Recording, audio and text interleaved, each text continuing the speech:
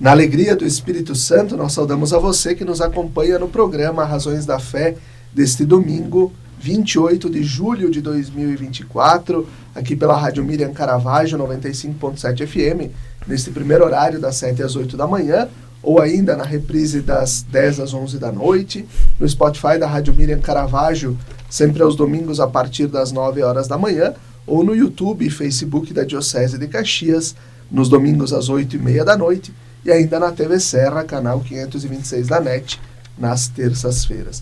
Nós te convidamos a se inscrever no canal da Diocese de Caxias do Sul no YouTube. Basta procurar por Diocese de Caxias, se inscrever, ativar o sininho para receber as notificações de todo o material que nós produzimos todas as semanas. Nós hoje estamos no terceiro programa desta série de 4 produções sobre as Conferências Gerais do Episcopado da América Latina e do Caribe. Nós estamos no primeiro programa, falamos sobre a Conferência do Rio de Janeiro e depois a Conferência de Medellín. O segundo programa, falamos diretamente de Puebla. E hoje, então, vamos trabalhar sobre a Conferência de Santo Domingo. Nosso tema de hoje, cultura de vida versus cultura de morte, os sinais da Conferência de Santo Domingo. Nós temos como convidado o padre Leonardo Luciano Dalosto, que é padre da Diocese de Caxias do Sul, com formação em filosofia pela Universidade de Caxias do Sul, em teologia pela Pontifícia Universidade Católica do Rio Grande do Sul, também mestre em teologia pela mesma instituição e é doutorando em teologia pela Pontifícia Universidade Gregoriana de Roma. Ele está atuando como vigário paroquial da Paróquia Santa Rita de Cássia, em Caxias do Sul. Olá, padre Leonardo, obrigado pela tua presença. Bom dia, Felipe. Bom dia a quem nos acompanha através da Rádio Miriam Caravaggio. Muito bem. E nós temos o Gabriel Guilherme Frigo, que é leigo, catequista, com formação em filosofia pela Universidade de Caxias do Sul. Ele é mestre e atualmente é doutorando em filosofia pela mesma instituição. Olá, Frigo. Obrigado pela tua presença. Olá, Felipe. Olá, padre Leonardo. Também a todos aqueles que nos acompanham. Perfeito. Vamos dando sequência, então, às nossas conversas sobre as Conferências Gerais do Episcopado da América Latina e do Caribe. O que Santo Domingo, realizada lá no ano de 92, nos aponta ao dar enfoque à oposição entre cultura de vida e culturas de morte, no sentido, de que valores defendem a vida e a dignidade humana e outros que a menosprezam. Ok, penso que Santo Domingo, talvez seja interessante trabalhar isso em primeiro lugar, é a conferência episcopal que mais traz para nós a ideia da inculturação do Evangelho. Não é que traz, ela retoma, porque essa ideia que já está presente também na teologia latino-americana naquele período, ela tem a sua matriz, o seu início assim, a ser pensado como doutrina no Concílio Vaticano II. O Concílio Vaticano II fala claramente de que nós precisamos inculturar o Evangelho. Isso está também no ensinamento do Papa da época, Paulo VI, entra no ensinamento de João Paulo II, e a Conferência de Santo Domingo trabalha muito a ideia da inculturação, né? Quando a gente fala de inculturação, é interessante pensar o seguinte: o Evangelho não é uma cultura, o Evangelho sim cultura, né? Então a boa nova da salvação tem que entrar em todas as culturas e transformar nelas aquilo que se opõe, por assim dizer, ao projeto de Deus. Pensemos que a base desta nossa lógica é exatamente a encarnação do Verbo. Se nós afirmamos que o Verbo se fez carne, ou seja, que Deus entrou na história e transformou a história de dentro para fora, nós fazemos essa analogia, através dessa ideia, falamos também do Evangelho que entra nas culturas e as transforma. Ora, o que Santo Domingo faz? Recorda para nós um fato, porque Santo Domingo acontece em 92. Então estávamos celebrando os 500 anos daquilo que alguns chamam de descobrimento, outros chamam de invasão, né? Mas Santo Domingo chamou os 500 anos da evangelização no continente latino, na América como tal. E havia uma discussão muito acalorada na época sobre a questão de que, por muito tempo, se confundiu cultura com evangelho. E aí então, quando os europeus chegaram no continente, eles trouxeram o evangelho na forma da cultura europeia. E, de certa maneira, isso foi, e nós sabemos hoje com mais clareza, também um processo violento, porque a fé cristã chegou a partir da cultura europeia, e nós tivemos violações ali de direitos humanos, violações, inclusive, das culturas, destruição quase das culturas indígenas naquele período. Por isso que é importante o tema da enculturação nesta conferência, porque é uma revisão histórica sobre como nós fizemos o processo evangelizador. E aí nós entendemos, a partir de Santo Domingo, que nós não podemos confundir o evangelho com a cultura daquele que está evangelizando.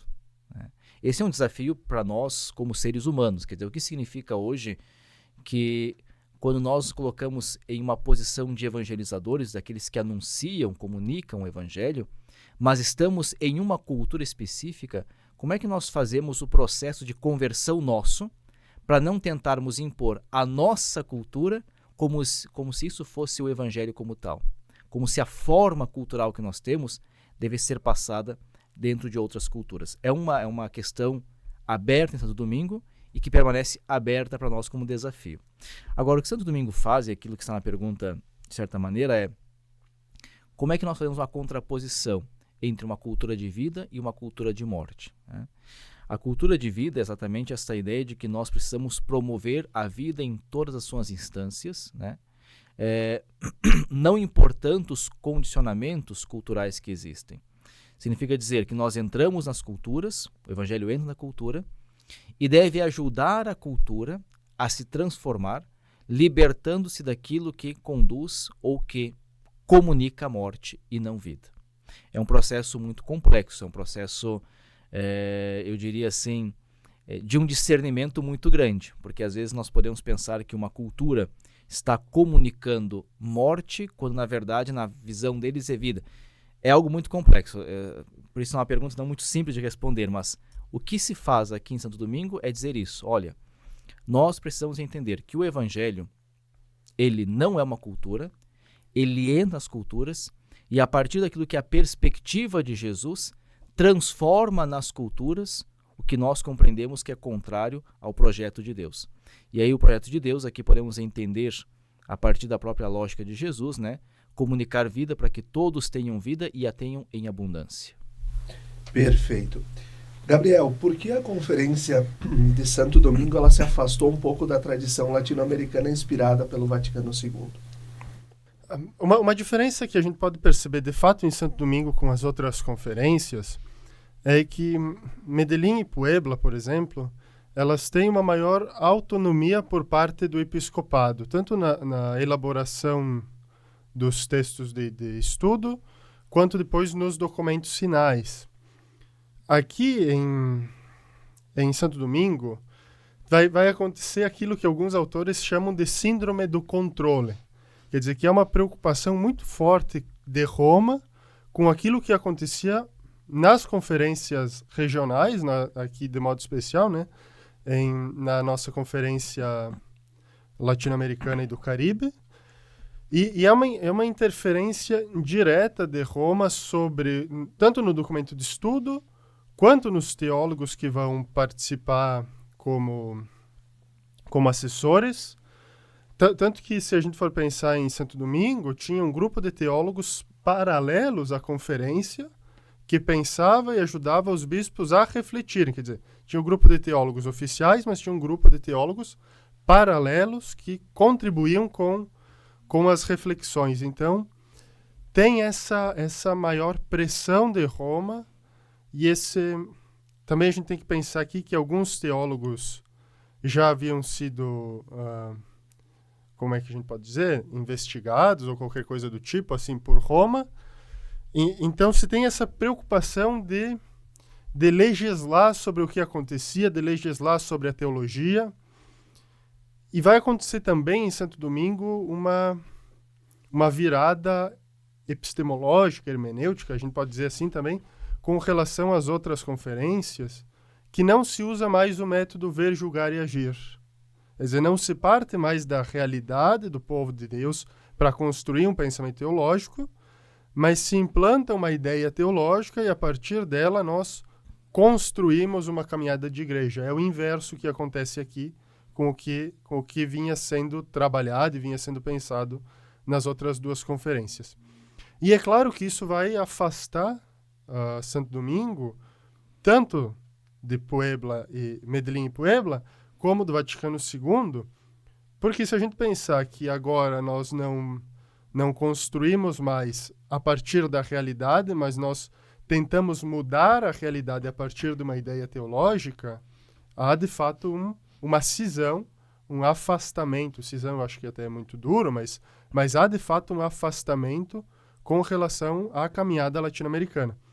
Tanto que a conferência de Santo Domingo, das 4 grandes conferências, né, deixando de lado um pouco Rio de Janeiro, então Medellín, Puebla, Santo Domingo e Aparecida, é a que menos parece ter algum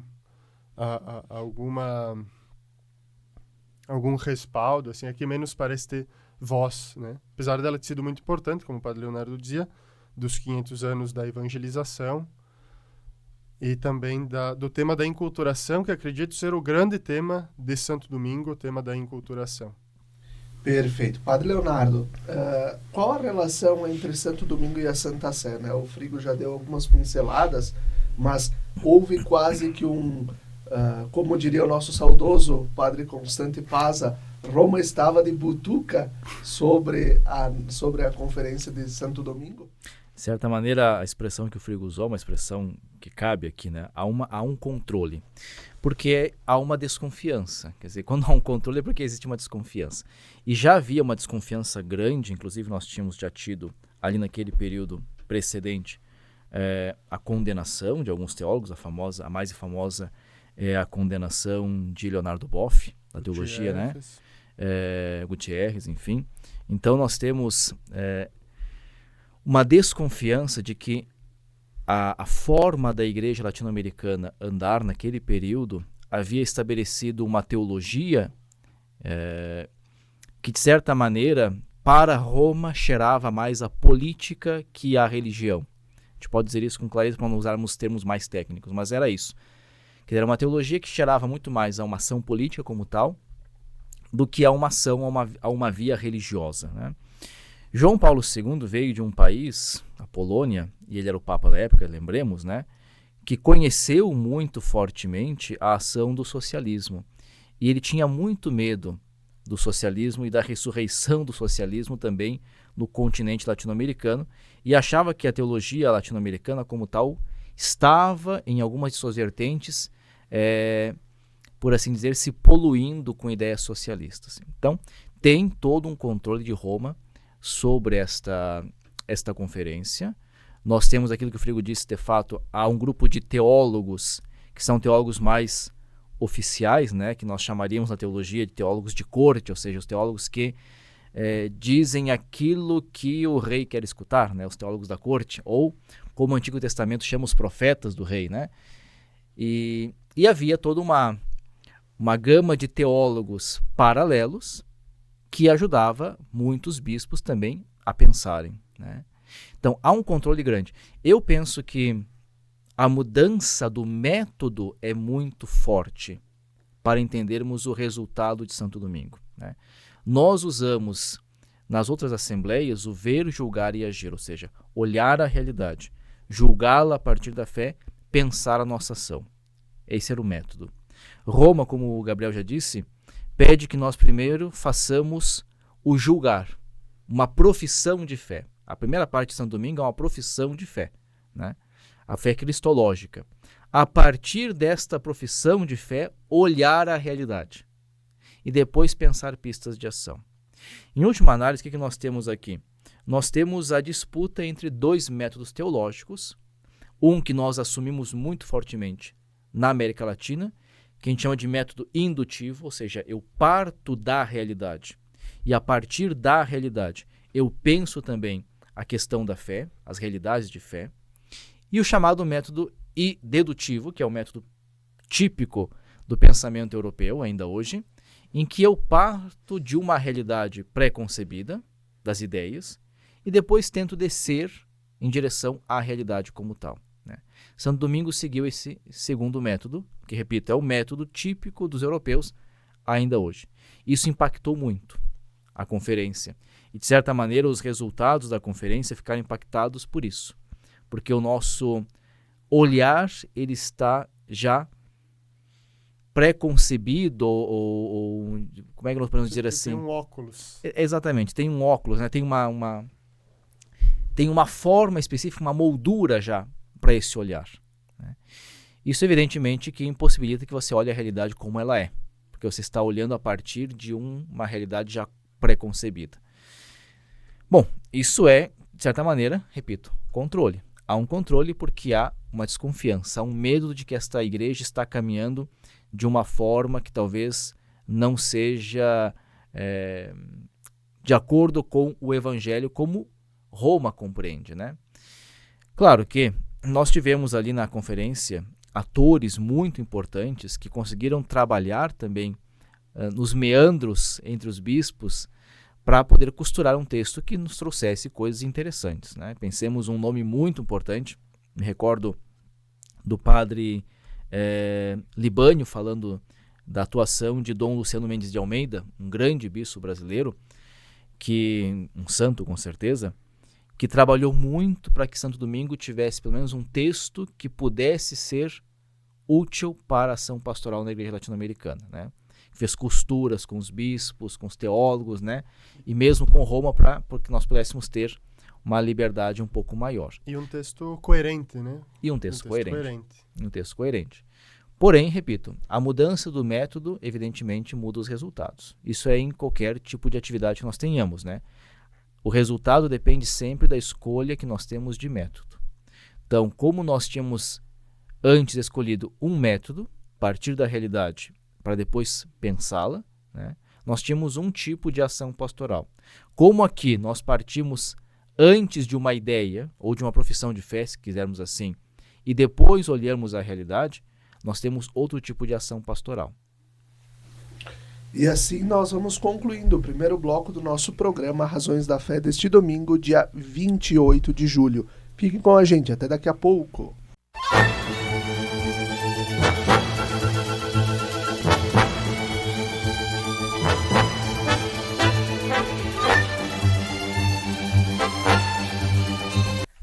Estamos de volta com o segundo bloco do nosso programa Razões da Fé deste domingo, dia 28 de julho, aqui pela Rádio Miriam Caravaggio, 95.7 FM, e também pelas redes sociais da nossa Diocese de Caxias do Sul. Estamos no terceiro programa da série de 4 produções sobre as conferências gerais do Episcopado da América Latina e do Caribe. Hoje o nosso tema, cultura de vida versus culturas de morte, os sinais da Conferência de Santo Domingo. Os nossos convidados, o padre Leonardo Luciano D'Alosto e o doutorando em filosofia, Gabriel Guilherme Frigo. Começo contigo, Gabriel, esse segundo bloco. Como a Conferência de Santo Domingo abordou a questão da evangelização no contexto de mudanças sociais e culturais da América Latina e quais foram as estratégias propostas para esta nova evangelização quando se celebrava os 500 anos da evangelização da América? Perfeito. Quanto a isso, aquilo que também o padre Leonardo já trouxe no primeiro bloco, na primeira parte desse programa, Santo Domingo teve um conflito sobre exatamente, antes de começar a conferência, havia um conflito assim sobre como tratar os 500 anos da evangelização. Se seria tratado com um certo saudosismo ou com algumas ressalvas quanto àquilo que foi feito, né? Então esse é um primeiro elemento também importante que vai estar presente, digamos assim, na cabeça dos bispos, das pessoas que vão participar da conferência, que é esse conflito entre uma espécie de saudosismo de uma dita evangelização colonial, a forma com que a evangelização foi feita e realizada na América Latina, desde aquilo que se convencionou chamar de descobrimento, né? Mas há quem também rejeite de fato essa ideia de chamar isso de um descobrimento, né? Porque Cristóvão Colombo de fato nada descobriu aqui, né? Já haviam os povos autóctones, né? Então tem essa dimensão e esse conflitos sobre o que é essa evangelização, o que foi feito na América Latina desde 1500, o que foi feito lá, logo no descobrimento, e depois como foi feita essa evangelização que nada mais foi, de fato, do que uma imposição, uma evangelização a partir da imposição de uma fé, da imposição de princípios e etc. Né? E aí, desde lá do início, tem figuras marcantes, e eu recordo Bartolomé de las Casas, depois o Gustavo Gutierrez também recorda ele, que queria dizer que o problema inicial dessa evangelização foi uma evangelização pela espada e não pelo exemplo, pela caridade. Então, uma coisa muito forçada, uma imposição, a gente pode pensar assim, de cima para baixo, de uma ideia, de um princípio, de um conceito. Santo Domingo vai retomar então a ideia da inculturação, que é a ideia que é o evangelho que se apropria da cultura e revela Cristo na cultura do determinado povo, da determinada região, que muda a perspectiva, se a gente for pensar aqui, muda a perspectiva de evangelização. Não é mais uma imposição de cima para baixo, mas é um florescimento. É como se o evangelho fosse uma semente plantada na cultura e que não destrói a cultura, mas a partir dela fala aos povos de Jesus Cristo. Esse é talvez o grande ensinamento agora de Santo Domingo, é falar de Jesus Cristo a partir da cultura na qual se está, a partir da realidade na qual se vive. É uma diferença de perspectiva, de visão, de olhar. Perfeito. Padre Leonardo, quais foram as principais discussões sobre o papel da mulher na igreja em Santo Domingo? Ok. Penso que aqui nós temos que falar do papel da mulher na igreja como tal, né? E para falar do papel da mulher na igreja como tal, a igreja sempre, a partir do Vaticano II, tem partido da ideia do laicato e do sacramento do batismo como o sacramento protagonista da evangelização. Portanto, todos os batizados são evangelizadores e grande parte dos batizados são mulheres, né? E nas nossas comunidades hoje, se nós olharmos só o hoje das comunidades do Brasil, talvez 80%, às vezes até mais, né, dos agentes de pastoral são mulheres, né? Santo Domingo olha, de certa maneira, com certo carinho para essa questão, apesar de que eu acredito que a Aparecida faça isso com mais esmero até, trabalhando o protagonismo das mulheres, mas Santo Domingo já fala da mulher como protagonista da evangelização. O grande problema, eu penso, é um problema eclesial, tá? Não é um problema apenas de Santo Domingo, nem de Aparecida depois, nem das nossas conferências dos episcopados, enfim, mas é um problema eclesial como tal. Qual é exatamente o papel da mulher na igreja? Não é uma realidade que a teologia tenha resolvido e que a doutrina também tenha resolvido. Nós não sabemos muito bem qual é o papel da mulher, pelo menos não a nível decisório, não a nível de tomada de decisões. O Papa Francisco tem reiteradamente mexido também nas estruturas da Cúria Romana e colocado em certos papéis de decisão de poder, né, mulheres. Para dizer assim, nós precisamos deste olhar que é um olhar que nos falta. Se nós pensamos em um colegiado episcopal que é feito apenas de homens, como é de fato na Igreja Católica, é claro que falta um olhar específico, que é um olhar feminino, também materno, que nós não temos. O homem não tem esse olhar, porque é típico da mulher. Santo Domingo, repito, ele tenta trabalhar o espaço da mulher no seu protagonismo. Acho que a Aparecida faz isso melhor até que Santo Domingo, trabalha mais ainda, porque fala exatamente das tomadas de decisão. Mas o problema nosso sempre bate na questão da prática. Então, na prática, o que nós temos, ainda hoje, passados já Santo Domingo e Aparecida? Nós temos na base das nossas comunidades uma quantidade imensa de mulheres que trabalham, então catequistas, agentes de pastoral, ministros da comunhão, ministros da palavra, ou seja, uma grande quantidade de mulheres que trabalham na vida pastoral da comunidade, mas nós não as temos naquilo que são os espaços de tomada de decisão, né? Repito, isso é um problema eclesial como tal. ainda não resolvido pela teologia nem pela doutrina da igreja, né? Não está resolvido, isso é uma questão de discussão. Pensemos agora, o sínodo está, a princípio, não vai trabalhar o diaconato feminino, mas o Papa pediu que uma comissão estudasse mais profundamente o diaconato feminino da Igreja Católica, porque nós precisamos dar passos também para podermos colocar as mulheres em lugares de poder de decisão. Senão elas se tornam apenas, não gosto de dizer isso, mas às vezes dá a entender isso na cabeça de alguns padres e também de alguns bispos, apenas instrumentos para o trabalho pastoral, né? A mulher tem que ser, a igreja diz isso, protagonista da evangelização. O que falta-nos é viabilizar isso, para que de fato ela não seja apenas alguém que obedeça às normas daquilo que nós colocamos como homens, mas para que sejam de fato agentes autônomos da vida pastoral da igreja.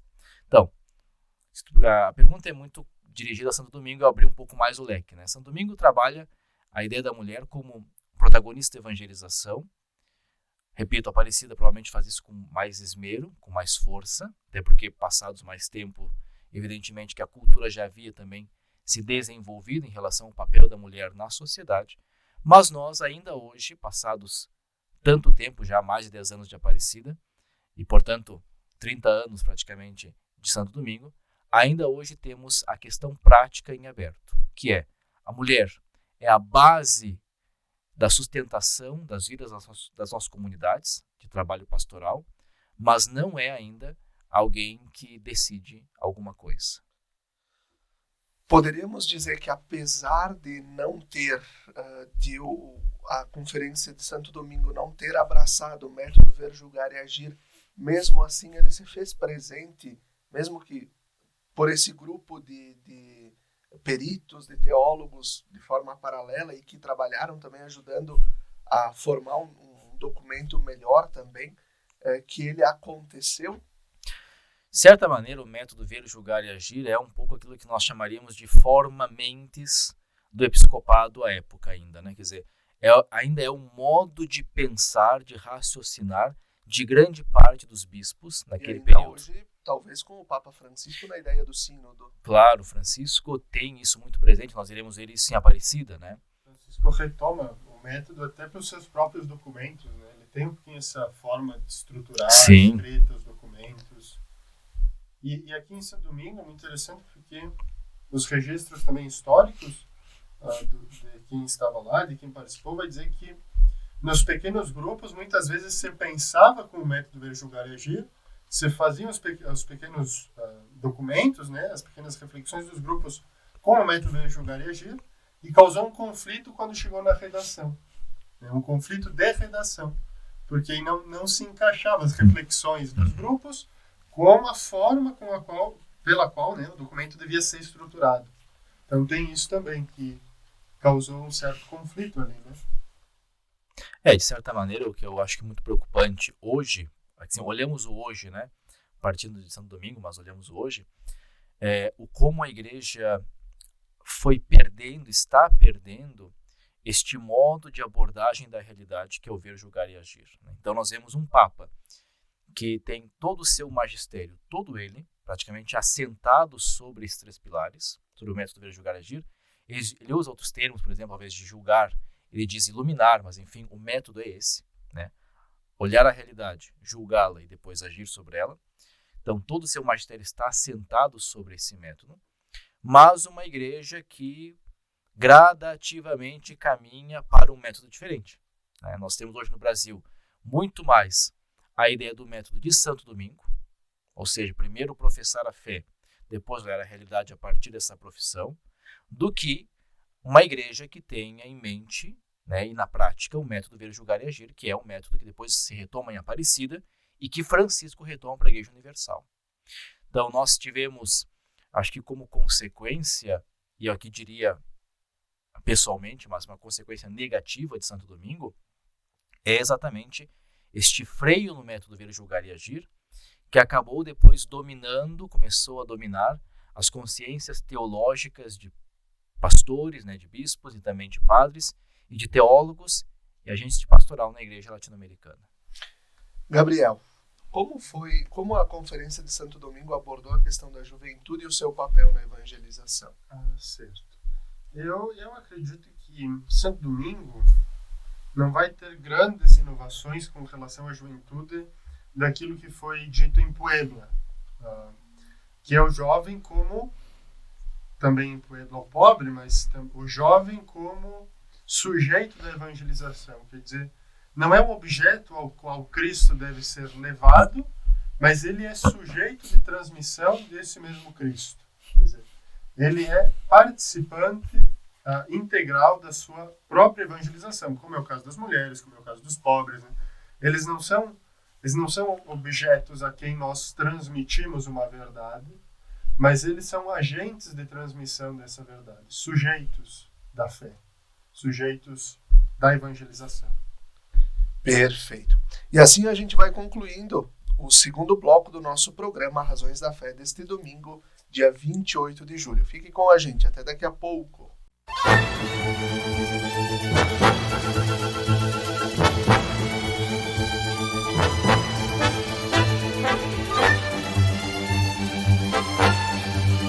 Estamos de volta com o terceiro bloco do nosso programa Razões da Fé deste domingo, 28 de julho de 2024, aqui pela Rádio Miriam Caravaggio 95.7 FM e também pelas redes sociais da nossa Diocese de Caxias do Sul.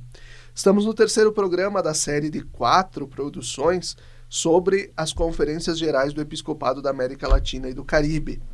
Hoje falando sobre a Conferência de Santo Domingo, que aconteceu no ano de 1992. Cultura de vida versus culturas de morte. Os sinais da Conferência de Santo Domingo é o tema do nosso programa de hoje. Os nossos convidados, o padre Leonardo Lucian Dalosto e o doutorando em filosofia, Gabriel Guilherme Frigo. Padre Leonardo, como a Conferência de Santo Domingo tratou a questão da enculturação, até nós já apontamos nos blocos anteriores, mas para aprofundar bastante essa questão das culturas locais, quais medidas foram propostas para respeitar e integrar as tradições das culturas locais? Ok. Primeiro, a distinção entre a cultura do evangelizador, né, e o evangelho. Porque, como nós já batemos um pouco nessa tecla, mas acho que é importante trabalhar. Santo Domingo acontece na celebração dos 500 anos do descobrimento, que alguns chamam de invasão, né, mas nós chamamos de 500 anos de evangelização. Nesses 500 anos, quando os europeus chegaram no continente americano, latino-americano no nosso caso, o regime que nós tínhamos, regime depois chamado padroado, ou seja, nós tínhamos uma união muito forte, profunda entre a igreja e também a coroa, né, pensando nas monarquias, tanto em Portugal como em Espanha. Isso gerou que o evangelho e a religião se transformou em instrumento de colonização naquele período. Isso é muito profundo e muito forte, ou seja, se usou da religião para colonizar aquelas mentalidades, para submetê-las. Já à época nós tivemos aqui vários questionamentos sobre isso. O Gabriel falou de Las Casas, né? Mas também outros nomes que vão questionar este processo, né? Em que nós impomos o evangelho como uma cultura, né? Então, o que Santo Domingo faz? Faz uma crítica grande a isso. Acho que tem esse mérito de dizer, olha, nós tivemos de fato um processo de evangelização, sim, mas tivemos paralelo a isso também um processo de colonização. E esse processo de colonização ainda hoje tem para nós resquícios muito pesados. Ainda hoje traz para nós um peso muito grande no modo como nós fizemos, porque o modo é muito, muito importante. Pensemos, por exemplo, que nós tivemos durante quase 4 séculos nas Américas todo o processo de escravidão dos africanos, né? Ou seja, de pessoas que vieram para o Brasil para serem vendidas como escravas apenas com a desculpa da cor da pele, né? E nós tivemos também na religião justificação para isso. Nós encontramos justificativas para isso, religiosas, né? Então, você batizava os negros, mas eles sempre seriam e permaneceriam como cidadãos de segunda categoria, de modo que eles poderiam ser escravizados, né? Aconteceu no começo com os índios e aconteceu depois com os negros. Então, o que Santo Domingo faz? Reconhece que nós precisamos separar a cultura do evangelizador do evangelho e que o evangelizador tem que ter consciência de que quando ele entra em uma cultura, ele também tem que assumir essa cultura, né? Aquilo que São Paulo, de certa maneira, vai dizer, né? Com os pagãos me faço pagão. Que não significa dizer que eu tenho que assumir para mim tudo aquilo que vem de outra cultura, mas que as culturas já possuem nelas as sementes do evangelho. E isso é parte da nossa tradição teológica, porque já no começo da igreja, os primeiros padres diziam isso: olha, as sementes do verbo, isso é Orígenes, já estão espalhadas nas culturas. E nós precisamos reconhecer isso. Santo Domingo, de certa maneira, olha para trás, para esses 500 anos passados, e diz, olha, naqueles povos pré-colombianos, esses povos que já existiam previamente à chegada dos europeus, ali já haviam sementes da verdade, sementes do verbo. E nós não soubemos olhar isso com carinho. Nós precisamos agora olhar para as culturas dos nossos povos com mais carinho e perceber que Deus já está ali, né? Penso que o que Santo Domingo faz, e nós ainda estamos amadurecendo, é entender que nós precisamos encontrar Deus que já se encontra enraizado nas culturas. Ele já está ali. E a nossa função como evangelizador é fazer com que isso comece a germinar, comece a brotar. Essa é a nossa função hoje. Claro, repito, passados 500 anos, né, nós ainda estamos amadurecendo isso. Mas hoje olhamos com um novo tipo de olhar para essa realidade. Nós não encaramos mais isso como encaramos no passado, né, como uma imposição do evangelho através da cultura, mas olhamos agora para as culturas dos nossos povos, então os povos indígenas, mesmo os afrodescendentes que estão aqui agora, né, entendendo que ali se encontra nessas formas culturais deles e também nas formas religiosas deles, isso é o mais importante, também nas formas religiosas deles se encontram as sementes do evangelho. Deus já está ali. Perfeito.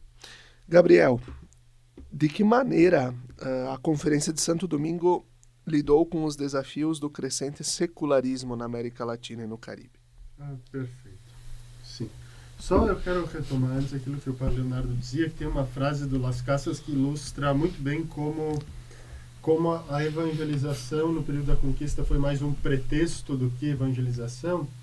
Diante de uma mina de ouro, de um minério, ele vai dizer o seguinte: encontrei, eis aqui o Deus dos espanhóis, o ouro, né?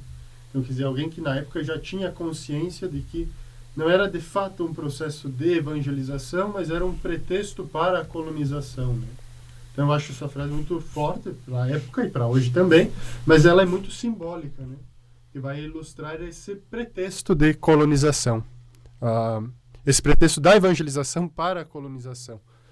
Mas, enfim, eu acho que é importante a gente retomar o tema da conferência para falar sobre esse ponto, que é precisamente, né, a nova evangelização, promoção humana e cultura cristã. Nova evangelização vai remeter aos 500 anos e a uma nova proposta de evangelização a partir da cultura. A promoção humana, aqui nesse tema, a gente pode recordar as duas conferências anteriores, a Medellín e Puebla, as opções preferenciais que elas fizeram, quer dizer, está dizendo que também Santo Domingo não nega essas opções preferenciais, mas retoma aqui de modo muito sutil, e a cultura cristã, que agora passa também por uma transformação, né? É um mundo, a gente está aqui em Santo Domingo, 1992, então pós-Segunda Guerra Mundial, pós-Guerra Fria, é um mundo que está começando um processo, principalmente na Europa, mas aqui também, de secularização muito forte, muito grande. Em alguns lugares, forte também de ateísmo, de negação da presença de Deus. negação do próprio Deus. E Santo Domingo vai dizer para nós que aqui nesse contexto é preciso reconhecer Deus na cultura e evangelizar a partir da cultura. É um novo olhar, é uma nova proposta que ele vai trazer essa conferência. E o lema, né? Jesus Cristo, ontem, hoje e sempre, também fazendo essa memória histórica, mas para dizer que Jesus Cristo também está presente sempre nas culturas, aquilo que o padre dizia, as sementes do verbo. Que é um conceito importante para o concílio também, né? Uhum. É um conceito muito importante para o concílio. Padre Leonardo, agora também o Gabriel traz o lema, né? Jesus Cristo ontem, hoje, sempre, que depois vai também ser o lema do jubileu do ano 2000, né? Que vai basear o nosso, né? O jubileu, o ano que vem vamos viver o Jubileu da Esperança, né? 25 anos já também desse acontecimento. E trazendo um pouquinho já essa continuidade da história. Como foi o caminho que conduziu a Igreja da América Latina e do Caribe, desde Santo Domingo, em 92, para a quinta conferência em Aparecida, no ano de 2007? Esses 15 anos, basicamente, que separaram uma da outra, a virada para o terceiro milênio, e também esse olhar da Igreja já, né, no terceiro milênio. Ok. Eu penso que aqui nós temos uma questão interessante que, em Santo Domingo, se falou muito da ideia da cultura, mas se adjetivava, essa cultura ela é cristã, né? Eu penso que o caminho foi de perceber que a cultura não é cristã como tal, e que a ideia que nós tínhamos de uma cultura cristã se foi esfacelando. A Aparecida faz uma análise sobre isso e percebe esse esfacelamento da ideia de uma cultura cristã. E por que é importante isso para nós? Eu diria hoje, porque nós ainda temos gente que bate muito nessa tecla de que existe uma cultura cristã. Eu acho que nós tivemos uma cultura vernizada de cristianismo, tanto na Europa como também na América Latina.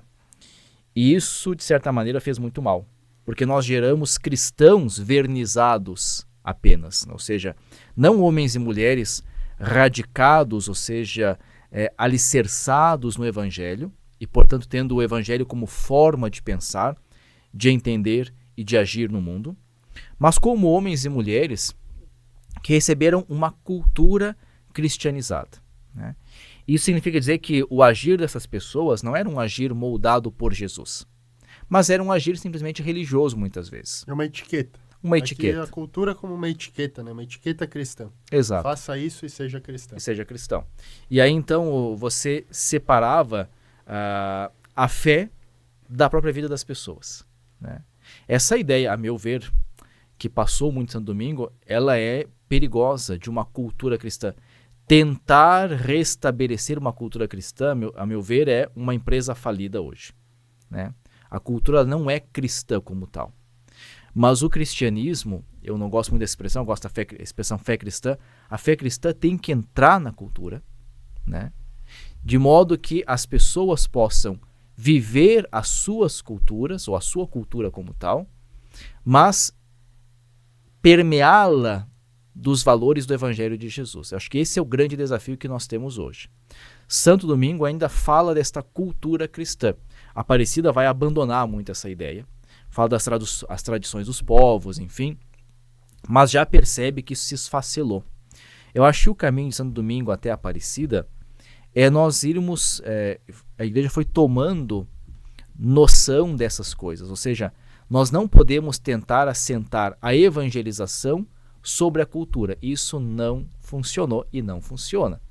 É claro que nós temos que entender que, como havia muito controle romano sobre Santo Domingo, e também o controle de João Paulo II sobre Santo Domingo, João Paulo II e Roma tinham muito em mente a ideia da cultura cristã, que é muito próprio do europeu. Muito próprio do europeu. Na Europa também hoje isso se esfacela. Não existe mais a cultura cristã na Itália, por exemplo, né? Existem traços culturais da fé cristã na Itália. Mas se a gente vai olhar hoje os italianos, eles não são mais culturalmente cristãos. Isso não existe mais também na Itália, né? Eu estive lá até o ano passado, morei lá alguns anos, e quando saí de lá, eu sempre comento isso, o censo havia apontado que quase 40% dos italianos já não professavam mais nenhuma fé. Não eram só não católicos, não tinham mais nada. Quer dizer, logo mais, pensemos no espaço de 15 a 20 anos, serão mais de 50%. Isso vai mexer em dispositivos econômicos, políticos na Itália. Isso já acontece aqui. Pensemos na quantidade, por exemplo, de brasileiros que já não são mais católicos, que já migraram para outra forma de fé cristã, que no nosso caso é o mundo pentecostal e neopentecostal, que a Aparecida depois vai trabalhar, né? Vai trabalhar esses elementos. Mas o que eu diria, o espaço, ao meu ver, é que a igreja foi percebendo que a cultura cristã não existe.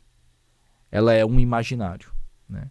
E que nós não podemos mais assentar a evangelização sobre uma ideia de cultura que, na verdade, era apenas um verniz religioso que estava sobre os nossos povos. E esse verniz religioso, muito mais do que gerado no coração das pessoas, foi imposto por um processo de colonização. E isso acabou caindo, né? Então, penso que Santo Domingo tem um mérito e um demérito. O mérito é olhar para a evangelização como um processo de enculturação, mas ainda tentar apontar para a evangelização como o estabelecimento de uma cultura cristã. Isso não aconteceu e não vai acontecer. Perfeito. Assim a gente vai concluindo o programa Razões da Fé deste domingo, dia 28 de julho. Nós estamos nesse terceiro programa da série.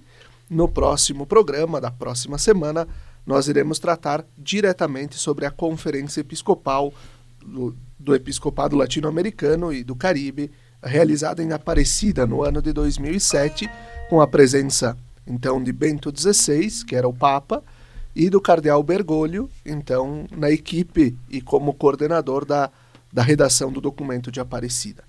Até o próximo domingo. Fiquem bem.